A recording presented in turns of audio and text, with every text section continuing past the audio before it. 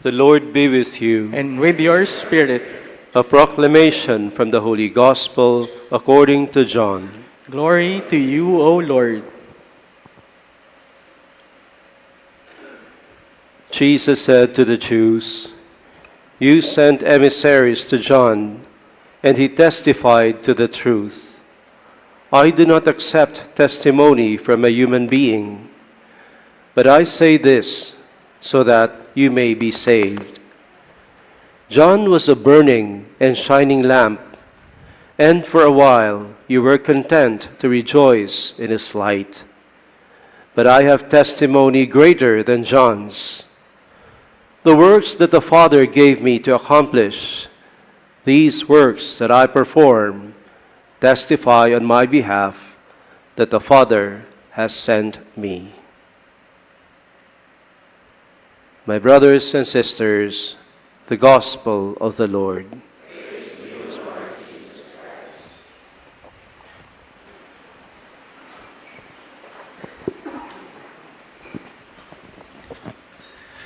We welcome tonight the formators and seminarians of Holy Apostles Senior Seminary. Later on, they will sing Christmas carols before you. And because of that, they will pass a basket and you will give. Ano pa?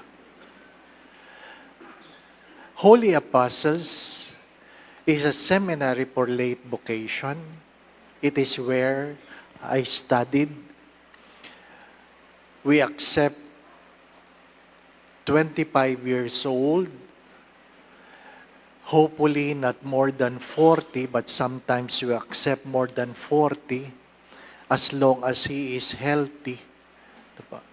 That work at least 2 years, college graduate. Ano po? Bakit hanggang 40 lang, Father? Kasi tayo, mga Pilipino, pag 40, may maintenance na. Hindi pa pare, gumagastos na simbahan. Ano pa? It's a good way, perhaps, to invite young men to entertain the thought that you might be called to the priesthood. Baka lang naman, baka lang. Ano po? So yung mga dalaga dito na may boyfriend na mabait, matalino, masipag, madasalin, sabihin mo sa boyfriend mo, magpare ka. Oh, baka lang naman, baka lang. Ano po? Anyway, before this simbang gabi, someone posted and said, "Do not make your simbang gabi a wishing well by going to Mass hoping that your prayers will be answered.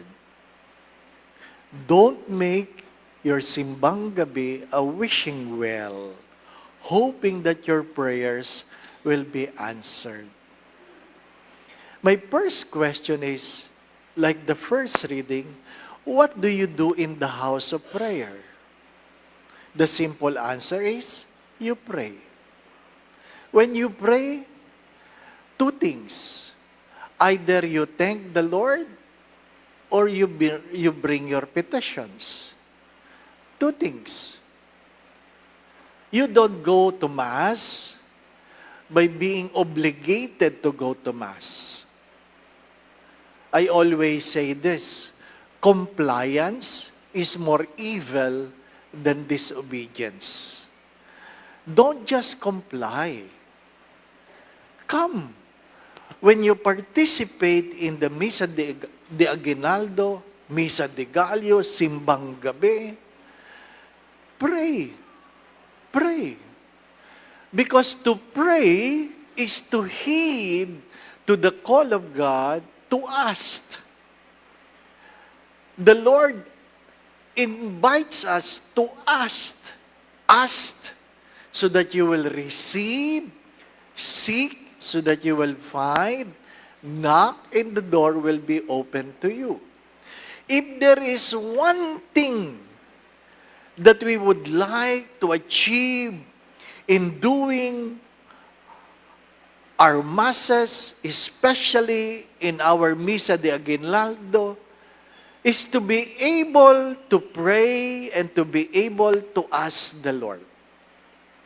And I always urge people to ask.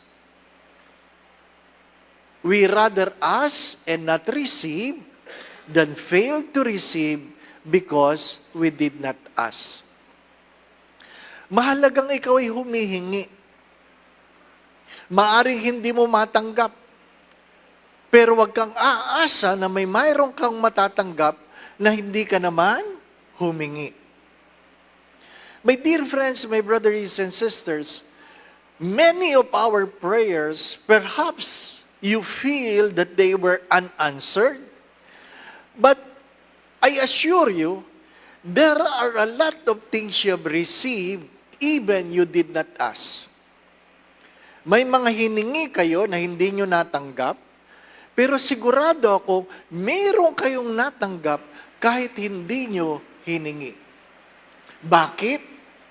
Dahil ang hinihingi nyo ay hindi sapat.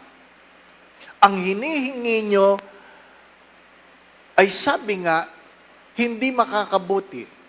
Kaya ang ipagkakaloob sa iyo, yung higit na makabubuti sa iyo. So ask. Walang masamang humingi. Kahit sabihin mong, ang Pasko naman, birthday ni Jesus. But the coming of God, my brothers and sisters, is the fulfillment of a long prophecy that God will come to save us. God will come to save us. Ano bang pinakamahalaga? Yung gumaling ka lang o ikaw ay maligtas?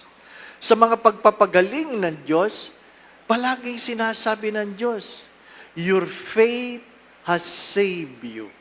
Even though, sometimes He said, do you believe I can do this? Mahalaga pa rin na naniniwala ka na ang iyong hinihingi ay kayang ibigay ng Diyos. Kaya nga, pag ikaw ay humingi, huwag kang hihingi ng ordinaryo. Sabi nung isa, ipagdasal mo naman, Father, tulungan mo naman ako. Na sana bigyan ako ng kotse ng tatay ko. Sabi ko sa kanya, sa tatay mo ikaw humingi, hindi sa Diyos. Di ba? Tatay mo palang bibigay ng kotse. Di ba?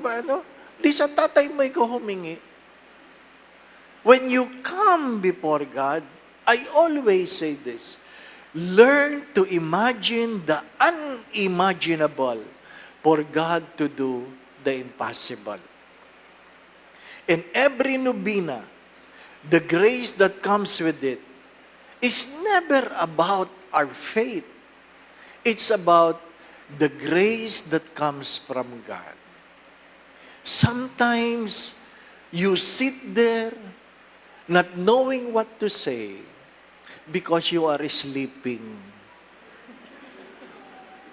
Puno yan ng unang araw. Sabi ko, ang dami. Siguro sa umaga, ganun din. Una, dalawa, tatlo. Pagdating ng 4 na araw, 5, 6, wala na. Nakalimutan na nila. Babalik sila uli ng 7, 8, 9. Di po ba, Ha? At least yung iba nagsumikap. Lumipat lang ng tulugan. Di ba ba? At least na kompleto, di ba ba? Oh, tanggap ko na yon. Tanggap ko na yon. Di ba? Oh, at least, di ba? Ang kanyang wish, Lord, sana makompleto ko ang simbang gabi. O, di kompleto niya. Di ba ba? But brothers and sisters, regardless, that's the beauty of grace. Grace is receiving the gifts you do not deserve. Grace is receiving the gifts you do not deserve. Yan ang hinihingi natin. Ang biyayang alam ko, hindi ako karapat-dapat. Pero nananalig ako sa habag awa ng Diyos na ipagkakalob niya ang aking hinihingi, dala ng kanyang pagmamahal. Mahalaga yun. Mahalaga yun na meron tayong tamang disposisyon. Ano ngayon kung pumunta ako para meron akong hingin? My dear friends, we thank God for giving us a reason to come to Him. What is the gospel trying to tell us? Hopefully, we are not just entertained. People followed John the Baptist because they were entertained in the very beginning. Later on, nagsawa sila. Bakit sila nagsawa? Kasi naramdaman nila na ang pagsunod sa Diyos ay may kaakibat na responsibilidad. Ganon talaga. Hindi po ba, ano? Bahagi yan. Pag may hinihingi ka, may kaakibat na kapalit. Hindi naman ikamamatay mo, ikabubuti mo. Hindi po ba, ano? Ang palaging halimbawa ko dyan, sa dinami-dami ng may sakit ngayon, pag humihingi ka ng kagalingan, ang hinihingi lang naman sa ng Diyos, ano? Kaunting disiplina. Kahapon, Father, pagdasal mo naman ako.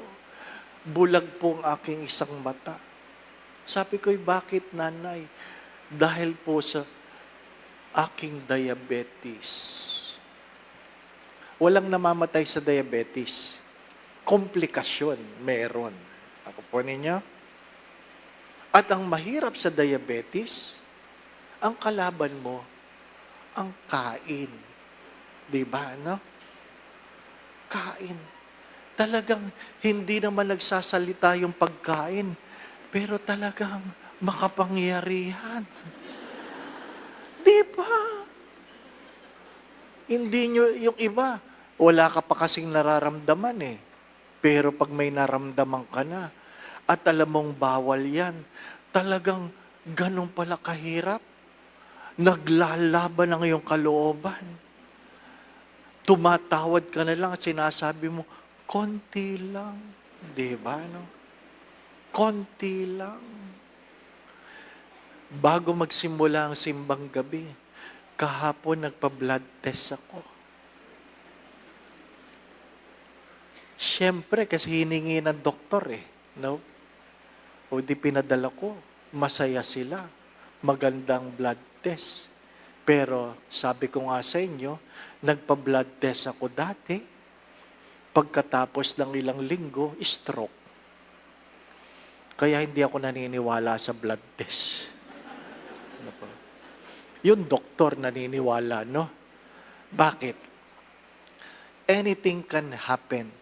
When you see your blood test good, sasabihin mo, maayos naman. Kaya pwedeng kumain, no? Stroke. My dear friends, my brothers and sisters, what am I trying to say? The coming of Christ comes with responsibility. Every prayer comes with responsibility. You want a better tomorrow? You want to be a better person? You want to be blessed? You want to live in abundance? Name it. It comes with responsibility. Lately, I've been saying this. Stop trying to think that you will be blessed by disrespecting your own mother. Mahirap yung umaasa kang ikaw ay pagpapalain, pero ang una mong inalisan ng paggalang ay ang sarili mong ina. Little things like those.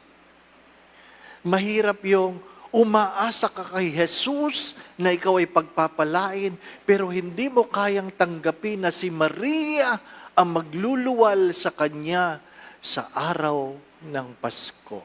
Di po ba, no? Mahirap yun. It comes with responsibility. My dear friends, I assure you that God is listening to your prayers, but you have to cooperate. For St. Thomas of Aquinas have said this, grace builds in nature. Ang biyaya ay namumukadkad sa ating mga pagkatao. Kung gusto natin ng mas maraming biyaya, ayusin natin ang ating mga pagkatao. Ang ating pagkatao ay naaayon sa ating pakikitungo sa isa't isa. Kaya nga, sabi ko sa inyo, madaling magsabing, Lord, pagalingin mo naman ako. Pero ang tanong ay, kaya mo bang pigilan ang iyong sarili? Anong biro ko lately? Kami mga pari, mayroon kaming monthly recollection na habang nakapila sa catering, galit yung isang pari dahil yung kare-kare walang taba. Hindi ako mahilig sa kare-kare pero naintindihan ko yun. Masarap talaga yung tabang nanginginig-nginig, no? Yung pag nilagay mong ganyan, pag inuga mo, nauga din, di ba? Ano? Yung pagsubo mo, parang natutunaw-tunaw, di ba? Nalalasahan nyo, ano? Nalulunok kayo eh. Di ba ba? Ganon talaga. Galit na galit siya. Sabi niya, sabi namin, Monsi, ano ba? Tagal mo, sabi niya. Itong kinuha nating caterer, walang taba ang kare-kare. Ang sabi ko sa kanya, kasi bawal. Ano sabi niya sa akin? Ano yun pang gamot kung di kakain ng bawal? Pari yun, pari. Kaya ngayon, patay na siya.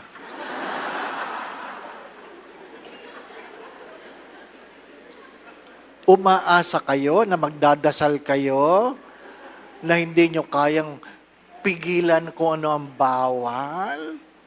Di ba? Again, my brothers and sisters, we begin our Misa de Aguinaldo. Hope. Hope. This is what we can have. Hope in a God who never fails. But please cooperate with the grace. Ano po? Kung ano man ang hinihingi nyo, hingin mo. As I've said, we rather ask and not receive than fail to receive because we did not ask. And when you ask something great. Learn to imagine the unimaginable for God to do the impossible. Because if there is one thing that is so unimaginable, it is God who is born of a woman and became one of us. Amen. Just a personal sharing. You know, last year around November, we were devastated because our only sister was diagnosed with breast cancer. I tried to be strong being the priest, but deep inside me, I was afraid. And every time I hear Christmas carols, I hide my tears because of so many things that has been going into my mind. Then, I offered and asked Our Lady, Virgen de la Rosa, to intercede for my sister, offered this prayer in Simbang Gabi. In January this year, she was operated. and all the lymph nodes that was taken from her was diagnosed benign.